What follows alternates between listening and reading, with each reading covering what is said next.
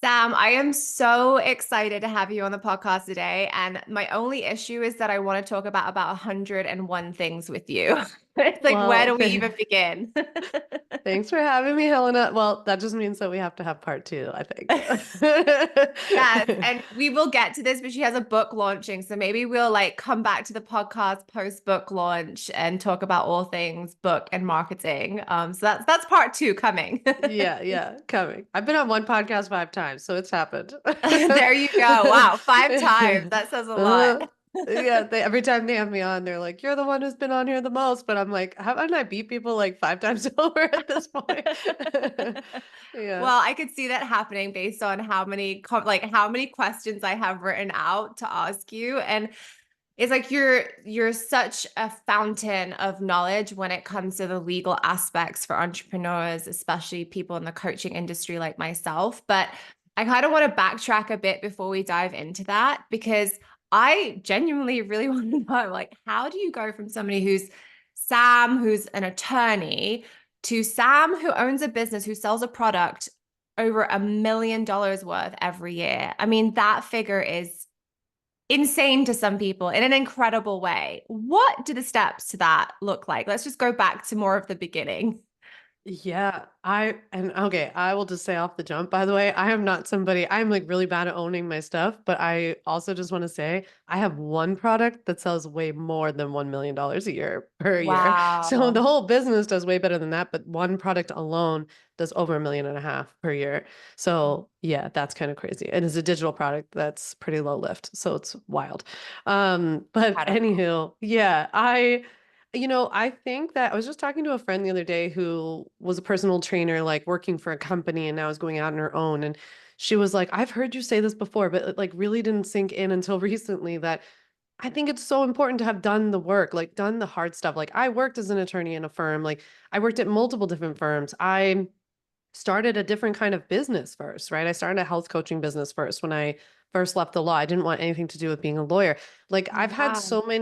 I've had a lot of time to not only like gain actual expertise, but also to make a lot of mistakes and then get better with repetition. Like I've had a lot of repetition. And Mhm. I see like I always say that it's so funny in online business that the cool part about it is that like anyone can do it and it's pretty easy to start and blah blah blah. I think what gets missed in that messaging is that not anyone can do it successfully and it's not easy.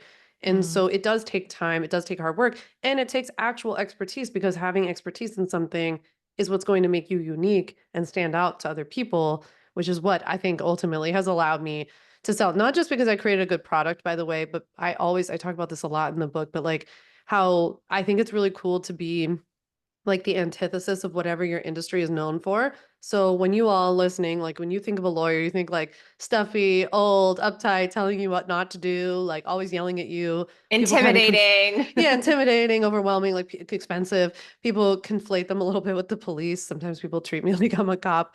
And I'm like, well, I'm not here to like punish you.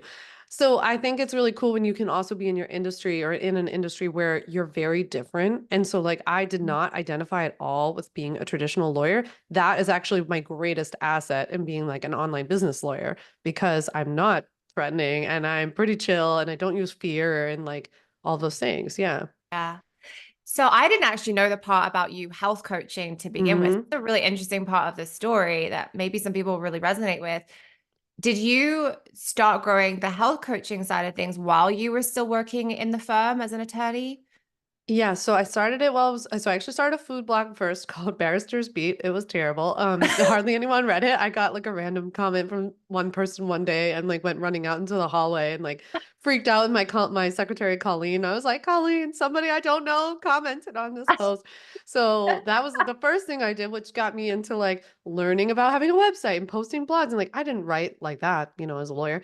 And then that's what opened me up to, I think it being in like the food blogging space, especially at that time, like 2014, 2015, health coaching started blowing up. So that's when I started seeing food bloggers were like becoming health coaches. So I was like, what is Mm. this thing? So I started getting into that. And I really, really love to cook. That's what I did in my free time. It's what I still do. So I was like, I want out of this lawyer thing. I just want to go and help people learn how to cook. So I Mm. started everything while I was still at the firm. And then I actually negotiated a part-time salary that was equal to my full-time salary for them to keep me for 6 months because they wanted me to stay. And I was like, "I'm Wow. not staying, I'm going." They said, "What if we paid you the same amount, but you worked half the time?" I was like, "I will take that deal," because I knew that it was good for me to get my business off the ground. So I worked Yeah. as a health coach for that time and then for a few months after I left. Yeah. Thank you for sharing that because I think a lot of people think that I don't like the term overnight success, but like they can just go from working full time to having a booming business. And especially as someone who works in the money mindset field, like Mhm. might be surprising to people. I am a huge advocate for bridging the gap. I think that you need to feel supported and safe. So you're not putting pressure on your business straight away to support you, like emotionally and Absolutely. financially. I think this is such a huge problem in the online business Yeah. industry that people expect a baby business to fully Yeah. financially support them. And often what I find too is that people don't even know what they need to be financially supported. So I talk about this a lot in the book. Like, Mm, what is your personal budget? Like, what do you need to live? And when you just yeah. realistically look at a baby business that hasn't made any sales yet or has made very few, how in the world is that business going to financially support you? So when we just get like, I mean, eventually, right? That's the goal. And for some people, like you said, that can happen faster for others. Yeah. But in the beginning, no, don't stress your business like that. Yeah. I talk about this in the book. Like I sold stuff in my house. Like I cut my budget, right? I was really stopped Mm, spending so much money. I love to like shop and everything. I stopped buying clothes. Like I was selling things. And then I was asking people for like other little side jobs and like things like, oh, if you need me to do that, I could do that for a flat fee. I was stashing everything I could. yeah. I think this is probably also a good time to mention to people that my health coaching business was a total flop. So that was like, it was a great experience because I went out and did all of this stuff, but my health Yeah. coaching business was not what was making me Yeah. money. It was continuing to work. Yeah. So at what point did you realize that and decide this is not going to work? Like I'm not going to keep plugging away at this and There pivot. was, yeah, very specific moment. I went to a big conference that was like a wellness summit that was in Philadelphia, where I'm from originally. And it was really, really popular at the time. It's called the Good Fest, and like thousands of people were there. And this was all the whole thing was based around wellness, and it was like mostly health and wellness coaches and people in the industry. Mhm. And I was just sitting in the audience. And by the way, I had like maybe 500 Instagram followers, let's say. I was just like sitting in the audience. I had like a little line of people that were lined up to talk to me to say, "Hey, are you that girl on Instagram that used to be a lawyer, but now you're a health coach? What do I need to do to get my business off the ground?" And I was just What? like, they mean legally. And I was just like, "Why are you asking me this?" Like, I wanted nothing to do with it. And I was just like, how funny that I like can't get anybody to sign up for my health coaching, but all of these people are asking me these legal questions. That was the moment. Wow. Yeah. It was like a huge sign. And did you walk away from that knowing that I have to listen to this? I still resisted it for a bit because I hadn't left the law that maybe like 6, 8 months earlier. So Yeah. I didn't have that much distance. I also do believe maybe you need a little bit of distance from Mm. an industry if you've really, for those of you who have been in corporate, maybe you a bit burned.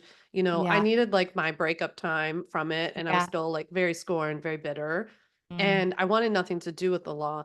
I think what started to become really obvious to me though was besides the opportunity was that I was like, well, I hated the law because of, the lack of access, all the men and like lack of women, how poorly they treated women who came in who wanted to have business. Everything was like, oh, you're cute. Like you have this thing on the side because your husband probably supports you. And mhm. just like the general attitude, the way the industry works, it like never made any sense to me to charge people hourly like this. And like, it's not in their best interest for you to do things efficiently. Like, what other industry can you think of that does that, So Yeah. all these things I was bitter about, I actually realized that the business I started dreaming up was an opportunity to turn that story around. It was like my way of Yeah. giving back. So I was like, well, okay, instead of just being pissed and wanting nothing to do with it, what if I entered the chat and did something a little bit different, right? And was like, Yeah. I'm going to combat all those very things. I'm going to include when I started my legal business, I was like only for women, and it's very like I'm here to Mm, help women and I was very accessible and it's just trying to combat everything. yeah. Yeah. Yeah. I mean, you're right. I think the legal aspect, especially if you're an online coach and an entrepreneur who has a passion and wants to focus on that passion and maybe the creative side of things, to then be told you have to go and legally protect yourself can feel Mm, so intimidating. I think, if I'm honest, like I probably resisted it in the very beginning. And then obviously my business was growing and it got to the point where I was like, yeah, I need the contracts and the templates. And what's funny is that, well, not funny, but what happened was, because I felt so secure by then having them, of course, those were my biggest launches, because it was mhm, like everything was just like, from a mindset perspective, was in place to feel safe and secure, actually welcoming more energy into my business. So it's mm. like, it's not just a you have to protect yourself thing. It's also like, what do you actually feel like you need in place to feel safe for your business to grow, so you don't have a fear of getting burnt as well? Absolutely. The more I've done that now, I've had the legal business for about 8 years. The more I have done this, the more I've realized, like, yeah, I sell people contract templates and I sell like my ultimate bundle program. I really though end up talking about mindset so much because it's Yeah. really about getting done like whatever you have to do to put yourself, exactly as you're saying, to put yourself in the most confident position. Mm. Because really at the end of the day, if I could boil, I think marketing down to be like the simplest, tip is that you have to talk a lot about what you do and pitch it constantly and be out there, be visible, right? If you don't feel confident to be visible, because on the back end, you're like, oh, if people see me, they're going to find out I'm like not legit, or I don't have my stuff in place, Yeah. or I can't take on all these clients because I actually don't know what to do with them. I don't know what to do if they don't pay me, or what if someone sues me, or what if someone steals my content. If you're worrying about all that stuff, it's like a computer that has like a lot of, I don't know, programs running in the background. Like it's draining a lot of energy from you and it's keeping you very small. And small businesses, people who keep themselves small are not going to grow and they're not going to be very profitable. Yeah. Yeah. I do want to get to the how you go from pivoting to selling Mhm. over $1 million worth of products, but we're here in this conversation. So for somebody who's listening to this and is like, yeah, you're right, I could do that better in my business, or it's time for me to feel more secure. What are some of the must-haves, or what are some of the steps that someone can take beyond obviously purchasing your bundle? Yeah, you're more than welcome to do that. We'll make sure Helena has a discount link below. Yeah. But no, I think honestly, I think why people enjoy my stuff is because I tend to keep this very simple. Also, I think with legal stuff, people tend to build things up bigger than they actually are. So I'm hoping that the three Mm, steps I'm about to share with you are like, oh, that's it. So really, I recommend number one that you register your business. yeah. So typically, we're talking about choosing between LLC and sole proprietorship. An LLC has something called limited personal liability protection because really the purpose of registering your business is actually to personally separate and insulate yourself from the actions of your business. We don't want you to be legally or financially responsible for what happens in your business. That's to both protect you now and in the future, right? So you might be sitting here resisting, saying, but I don't have assets now. It's like, but you're going to. That's the whole point. And you probably have more than you think, including any joint bank account, anything else that you own, anything your name is attached to, even with other people, would be at risk if you're not personally insulated. So that's Mhm. the registration piece. From there, I recommend people get business insurance. Typically speaking, we're talking about professional liability insurance. Some people need commercial general liability as well.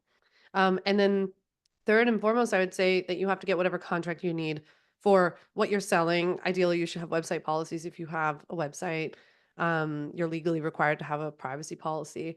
I would say my only like bonus extra step for anybody out there who's in the coaching world, services like consulting, I would say that you want to make sure you know what your scope of practice is and like really learn what your scope is. That's what you can legally do, teach, say, offer. Because you can have the best contracts in the world, you can have an LLC, you can have business insurance. If you are doing things that are outside of your scope of practice, none of that will matter. So, what I teach people is like, sure, you can get all these things from me, but then, like in the Ultimate Bundle, for example, there are scope of practice trainings teaching you, like, this is how you figure out what you can do, this is how you navigate sticky conversations. That kind of stuff is really, really important to learn. I actually hadn't heard about scope of practice until I Mm, saw it on your Instagram. So mhm, could you dive a little bit more deeply into that and what that means? And I do know we have got listeners in Europe as well as the US. So it's mhm. it's you know, it's going to apply differently in different countries, but for those in the US, what do you mean by scope of practice, and where would you is that something that would go in a legal contract, or that's just understanding this is the boundary that I have when it comes to showing up online or in my sessions and products? Yeah, this is a great question. And this, there, no matter where you live in the world, you have a scope of practice. It's different for everybody. It's different for everybody in every state in America. So it's like, it's different everywhere. Wow. But even if you're in Europe, you have a scope of practice and you still have to figure out what it is.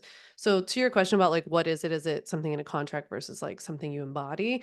It's actually very holistic. So scope of practice, yes, is something that we address in your contract. But the mistake that a lot of people make is that they put language in their contract that says like, you understand I'm not your doctor, you understand I'm not your lawyer, or I'm not your CPA, right?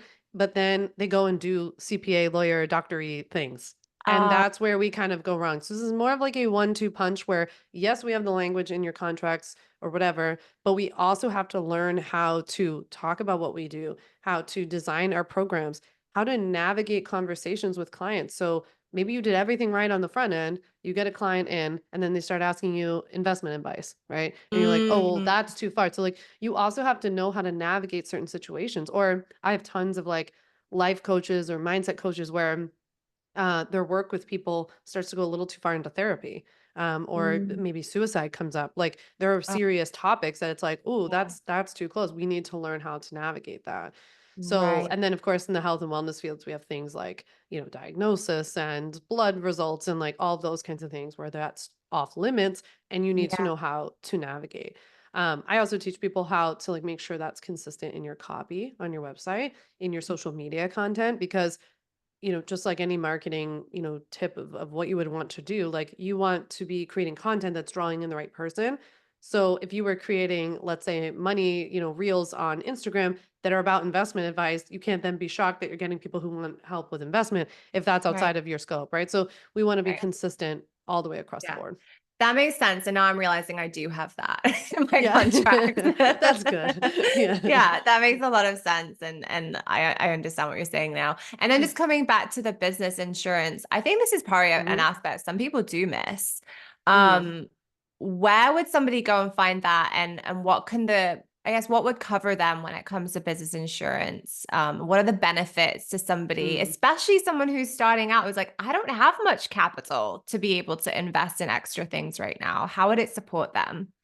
Yeah, for sure. So once you get to the point where you're working with clients or selling products, you definitely want to get business insurance. It is one of the things that can wait until you are working with people. So Mm, like whereas I would recommend you get an LLC and like set up your website and like get all that stuff set up on the front end even before you have a client, you can wait until like the day before to get business insurance. So for, budgeting purposes. And you can also shop around. But in general, I would say, you go to there's kind of two paths to get business insurance. You can either go directly to an agency like Geico, you can like contact them directly, or you can go to a broker who works with multiple different agencies, which tends to be my recommendation because they will shop around for you versus when you go to Geico, you're just kind of pigeonholed into like what they have. And then you mm, have to go to every single individual carrier to get different quotes. So mm. I recommend trying to find an insurance broker who offers business insurance policies.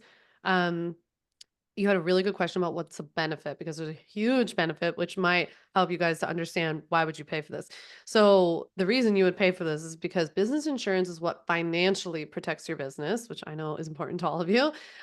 Because when let's say if you got a nasty letter from a lawyer, like maybe you had a client that's threatening to sue you and they send you get a nasty lawyer letter or you actually get sued, you turn that letter or that lawsuit over to your business insurance company. They provide you with a lawyer, they pay that lawyer's fees, and then they pay for any judgment or settlement that's found against your business minus Mm, your deductible. So it's just like any other form of insurance. You need to know what your deductible is. That's the amount that you're financially responsible for.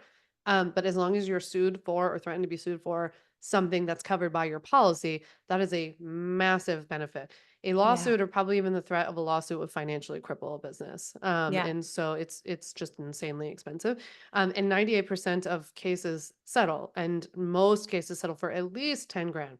So you want to just take that into consideration, especially for the higher risk industries like coaching, Mm, consulting, stuff like that. yeah. What would be kind of, oh, well, does the price increase based on the size of the business, or is it kind of a flat fee for something like that?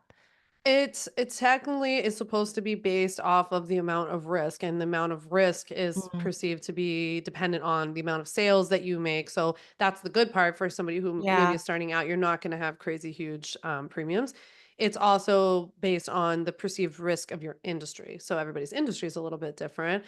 And then it can also be based on how you work with people. So some of my customers, for example, find really reasonable policies when like they sell digital products or courses, where other people who may be providing more hands-on, like one-to-one services have a little bit higher. But even then, you can I someone asked me on a podcast yesterday, like, what's a general budget? And I would say like $400 to $900 a year is like the general, because it really depends.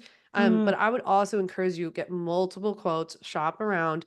mm, The questions I want you to ask are, what is my deductible? Because that's the amount you're responsible for.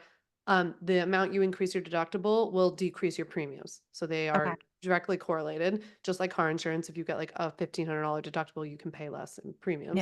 Yeah. So you can look at that. Ask them what your policy limits are, because that's the amount that they'll pay up to. Usually 1 million, 10 million in the aggregate is normal. And then you also want to ask them what's excluded and what's endorsed. Exclusions and endorsements are what's included at the end of any insurance policy. You can use this tip for all insurance you have in your life, whether it's rental, homeowners, whatever. That's the section you want to go to at the end, because endorsements are the things they add on to your policy that they'll cover, and exclusions are what they take away. And a lot of Mm. times, what people find is when they flip to that section, they've excluded exactly what they do. And they're a little like, wait a minute. So What? this is not like bargain basement shopping. We don't want just the policy that costs $50, because that might not actually do anything. And then it's just $50 wasted. So I'd rather you Yeah. get something that actually covers you. For anybody who's listening who's in my like world or in my products, there's tons of referrals in there for people I've worked with, insurance policies that we have Mhm. used, and all kinds of stuff. Yeah.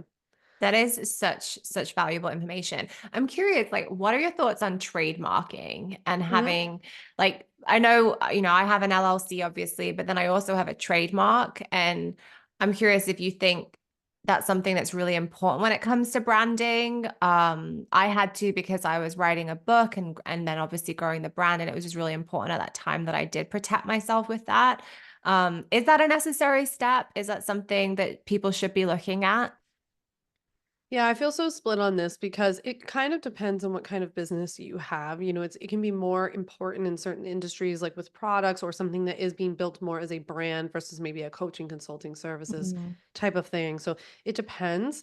I think it's like I think my final answer on it is always that trademarking is very important. However, I think it gets too much in the way for people too early on. So that's where I kind of balance it. It's like, it's not that it's not important, but I get messages every day from people who haven't even started a business, have no website, have no clients, don't even have a prospect of having a client or selling something. And they're like, I can't start until I get this trademark. I'm like, oh my gosh, no, don't do that. You get started and you do this as part of it. So I just wanted to mention that for people, that don't let that get in your way, and definitely don't let it get in your way from a budget perspective. Yeah. Um, Also keep in mind that when you file for a trademark protection in the US, right now it's taking almost 2 years to get it approved. So we're talking about a very long process. About a day after you file it, you at least get posted on their website as pending, which is cool because it puts other people on notice.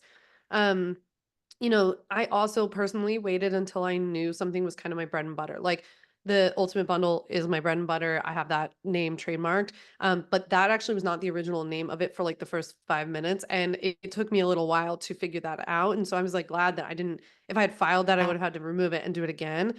And also I didn't think anybody was going to buy it, to be honest. In the beginning, I was like, no one's going to buy this. And so the fact that like over 4,000 people are in it now, I'm like, oh wow, okay, people bought it. But along the way, I did it. And you get backdated protection.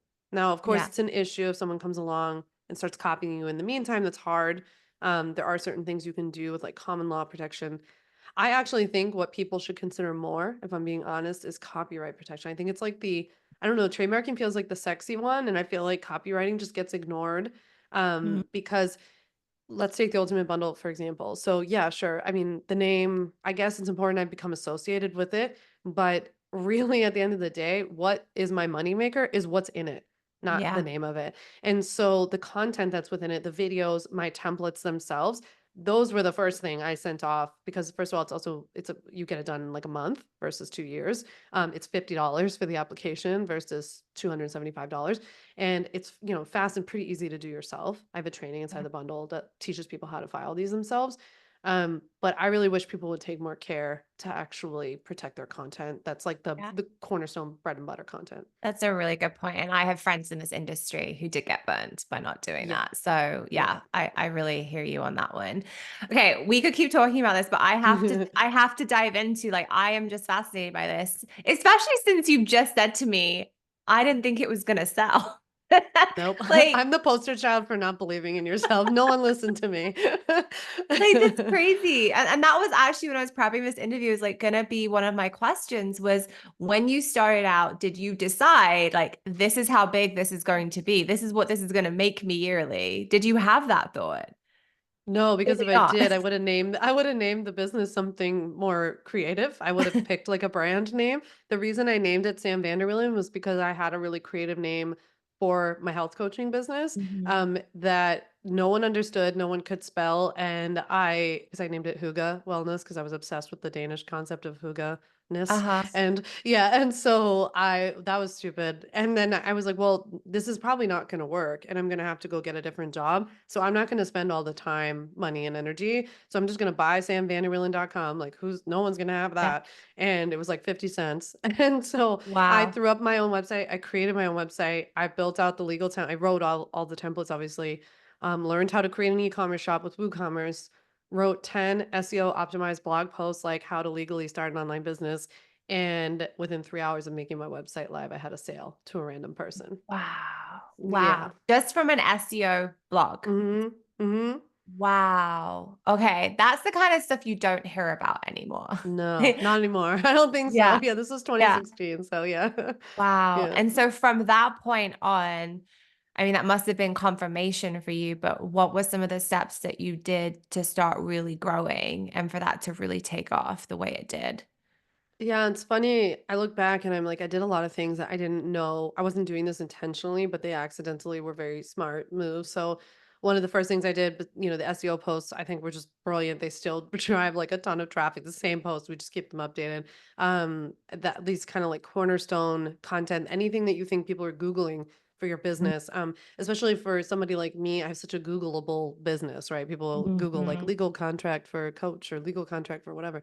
So that was great. I accidentally did like a little influencer campaign, which I don't even think was like a thing back then. And so I contacted a bunch of people who I saw on Instagram who were like business coaches or other health coaches and was like, if I send you a contract, you fill it out for free. Would you first of all give me some feedback, but also would you share it? I think Instagram stories had like just started. And so I was like, would you like share about it on Instagram stories, tag me? I got my first handful of sales that way. And then I remember that people then started referring other people Mhm. to it.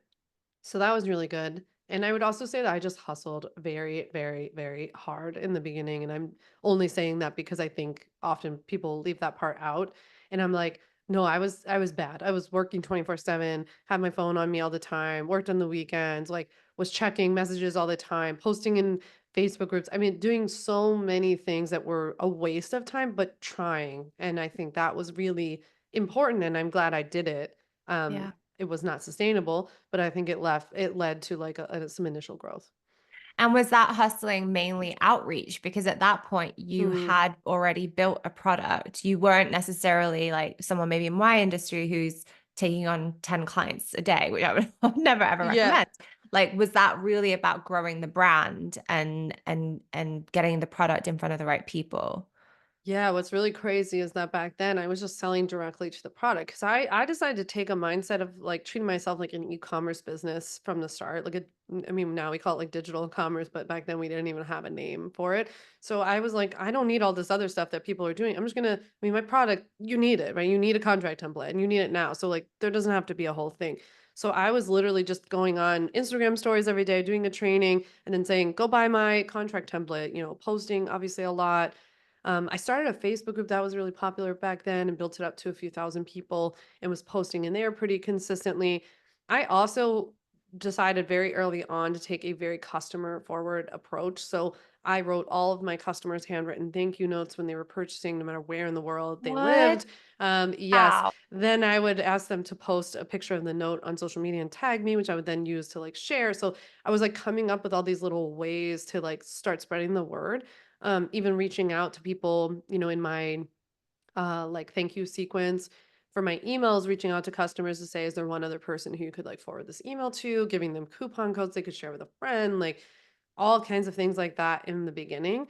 It was actually so I had brain surgery pretty early on in my business. I'm not sure if you know that. And then as soon as I recovered from my brain surgery, my dad got leukemia. And that's what really then pushed me to be like, I can't do all that stuff I was just listing anymore. I was sitting in my dad's chemo room, like, like posting on Instagram, posting on Facebook, and I was just like, what the heck am I doing? This is so stupid. And that's what pushed me to fall into funnel world, which I am very squarely still in today. My entire business works like a well-oiled machine off of my Mm. funnels. Yeah. Yeah, I love that. I'm really sorry that you went through that, but Thank what you. a wake up call about what is necessary and what's Yeah. important. And Yeah. yeah, I hope no one ever has to go through that to realize that. So let's talk about the funnel process. And also, because you were building during that era, it was a time of real growth in the online space. And I think you and I both agree, like things are just different now. Hmm. This is launching beginning of 2025. The industry is very different. And so what worked then is not necessarily what's going to work now. So how has that shifted you and your business and that shift to make it more quote unquote evergreen and funnel friendly? Yeah, for sure. I was so bullish about being an evergreen funnel from day one. And so it's kind of funny because I bucked the trend on the front end, which I think has helped me now. So when I started my funnel in like 2018, 2019, I went straight to evergreen because my dad was terribly sick. He was dying of Mm, cancer, and I did not have it in me to do live webinars, and I wanted nothing to do with launches or anything like that. So I went straight to evergreen, and everyone I talked to was like, you can't do that. You have to run it multiple times, live. And how do you even know this is going to work? I'm like, I don't, it's going to have to, because this is what's happening. So all I then focused on, because I want to share this because this is actually what's still working for me now.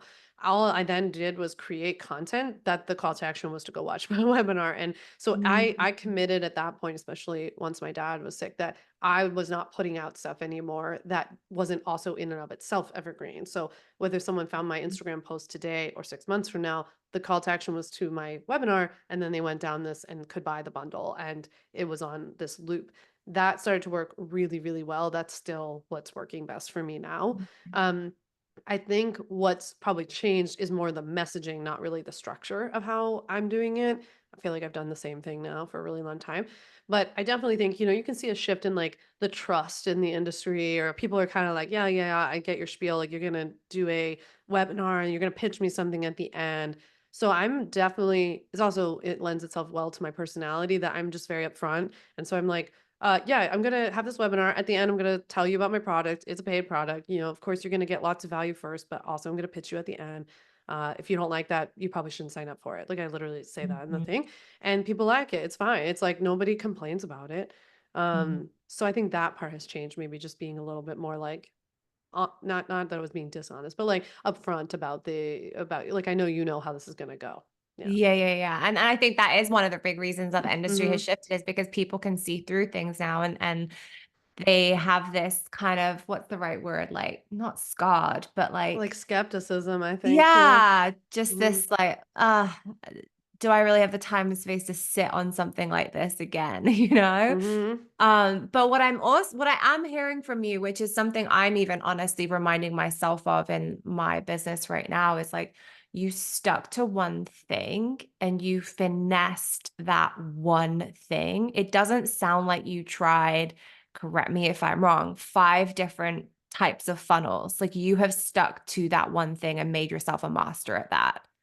Yeah, not only that, I've stuck to one product. So I sell the ultimate bundle, and then I just sell all of my contract templates a la carte. So like, we maybe have like 20 contract templates, but you can buy them all individually. But I don't really market each of them individually. It's just kind of more of like a shop. And so Mm, basically I market the ultimate bundle every day for like the last 6 years. mm, And that's it. So I kept my product super simple. I kept the funnel super simple. It's not an overly complicated.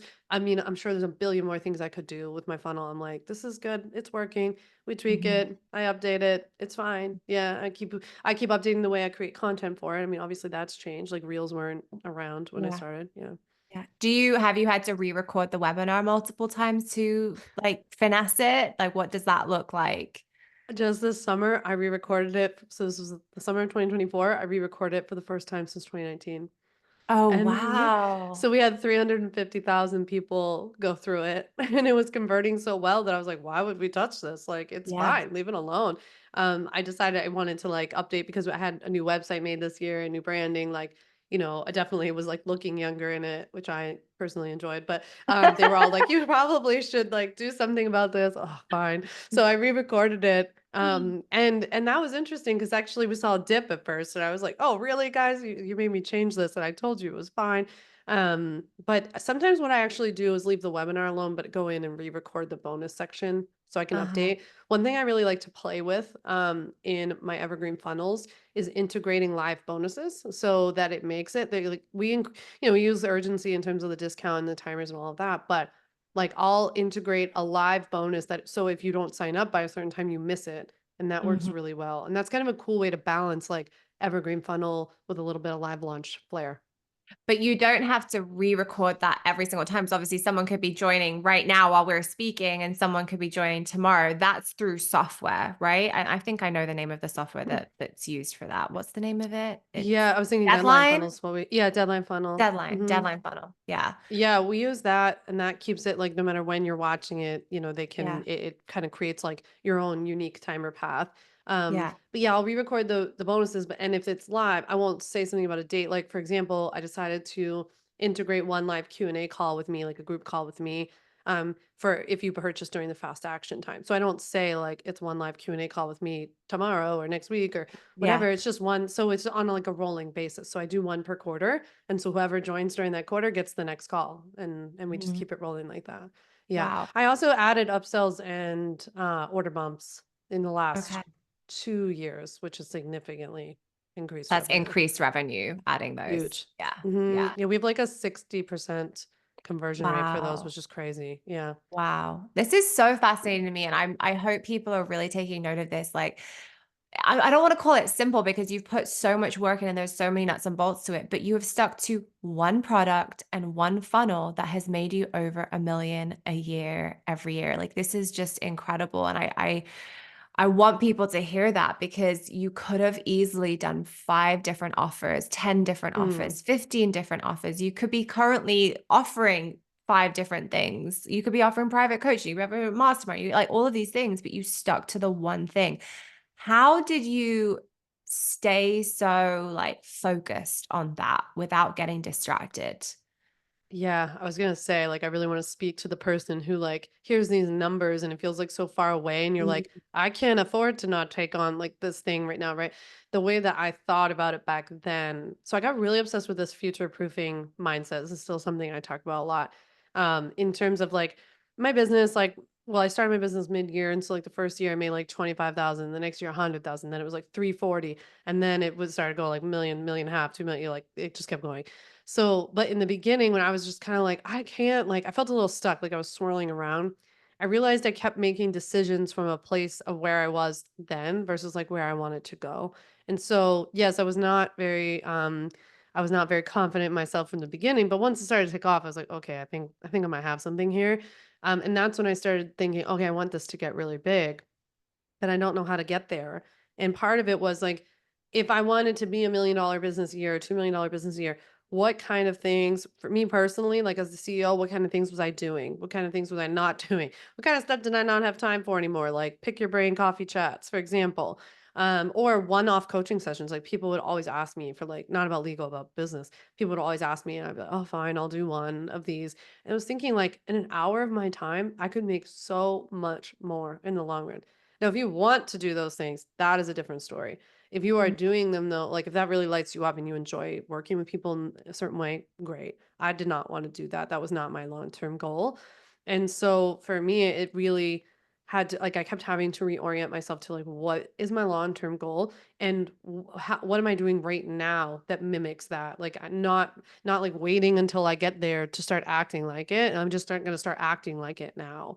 Yeah. And I will tell you it's very hard. I wrote about this in the book that it feels like the equivalency to the diet like industry because it's very hard to not keep getting lured in by all the stuff you see online that I'll be like, I have weak moments where I remember when TikTok blew onto the scene, for example, I was like, "No, thank you. I do not want Mhm. to do this. I've been doing Mhm. this a long time. No." And Yeah. then I remember thinking, I'm gonna lose my business because I don't want to be on TikTok. And like everyone's gonna go over to TikTok and blow up. And there's so much opportunity there. And I had a Yeah. friend who like blew up on TikTok. I just didn't want to do it. It was Yeah. so hard to keep my head down and just be like Mhm. trusting my gut Mhm. that I'm doing the Yeah. right thing. And your revenue hasn't dipped because you're not on No, it's grown. TikTok. Yeah, Yeah. and it's grown. It grew through the death of my both my parents. When my dad died within a year, my mom was killed. I mean, it has grown and grown and grown through everybody saying that the online business industry has changed. We're doing great. It's like, you Yeah. know, yeah, I think it can be done. Yeah. Yeah. I'm curious because you went from being an attorney to having to show up. I mean, you're still an attorney, but working in a very different capacity. Mhm. You had to get really visible in order to be generating enough leads to send to a webinar. Like the reason the funnel converts so well is also because of your lead generation. Mhm. Was there a lot of edginess and stickiness in having to get so vulnerable and show up online? Yeah, I think like some of my like naivete in the beginning really helped because I didn't think I was like, who's gonna watch this? Nobody cares. And then yeah, it started to grow. I think having a lot of eyeballs on you brings its own set of Yeah. challenges.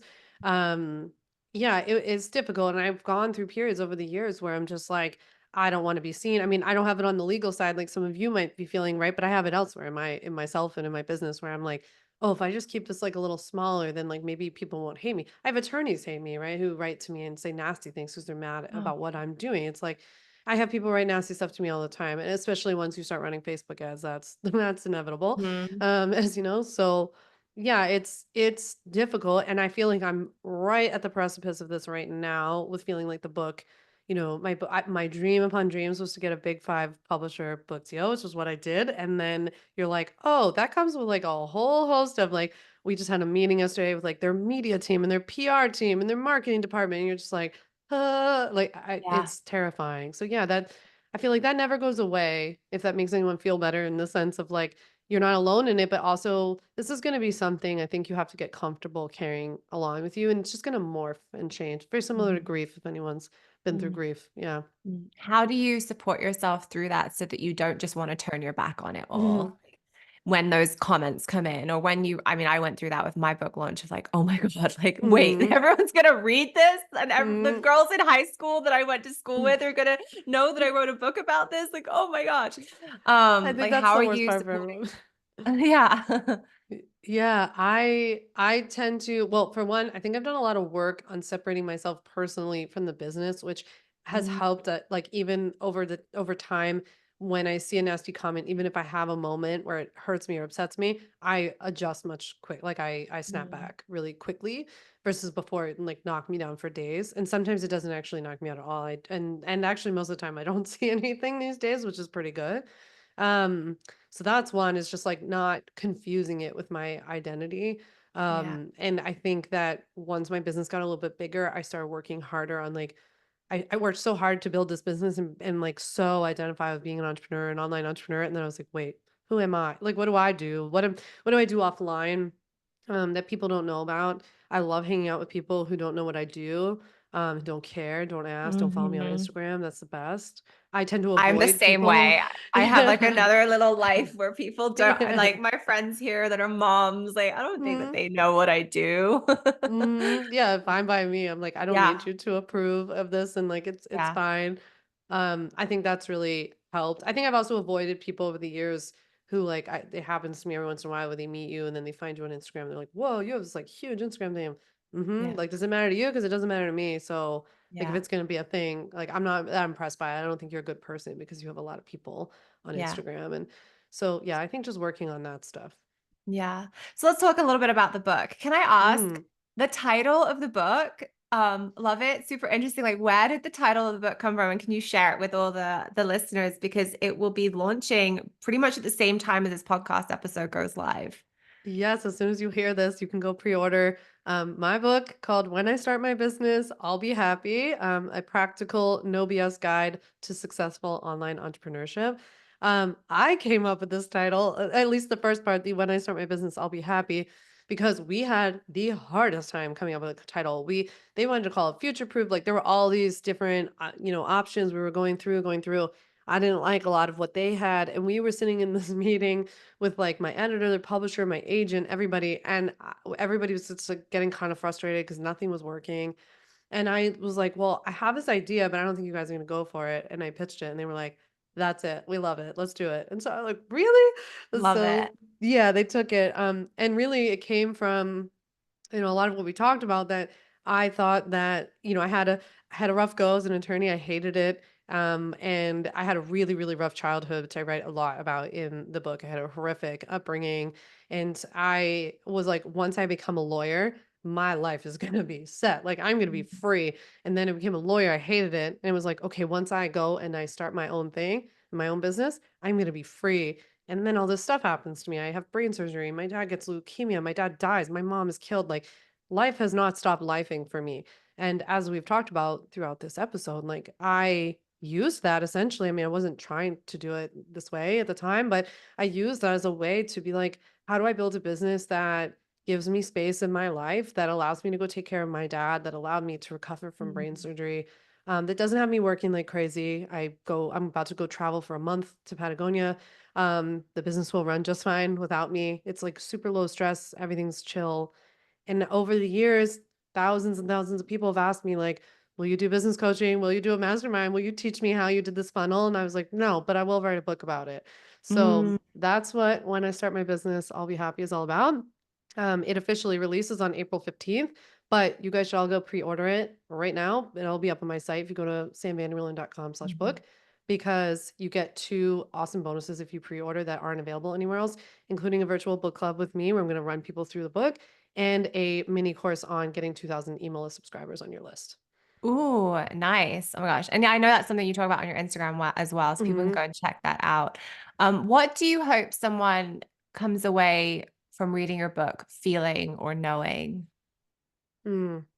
I hope you know that you're capable of so much more than you probably even think. I hope you also know that the online business industry is full of a lot of nonsense, but that there is a better way. Like there's a better way to build your business, that it's not full of tactics and tips and strategies and Mhm. all these kinds of things. Like there's this low and slow, methodical, foundational way to do this where you don't have to be working crazy. You don't have to be on social media a whole lot if you don't want to. I think there's just better ways to build a more sustainable and long-term business. So I hope you feel, I don't know, kind of calmer and centered about maybe tuning out all of the noise that you've Yeah. heard about online business, and that this gives you a plan, a very clear plan to move forward and build an online business that actually works for you and your style. And I would just say last but not least, like that you walk away feeling, I don't know, more confident to be your unique self. Because I ended up writing about uniqueness a lot in the book and how I think a lot of what is bumming me out about the online business industry is that there's a lot of like sameness and people regurgitating the same tips and kind of like boring stuff. And I really want you to not only make your content, uniquely you, but your products too, because you could invent something, you could create something that doesn't exist, but not if you've got your eyes on everybody else's paper.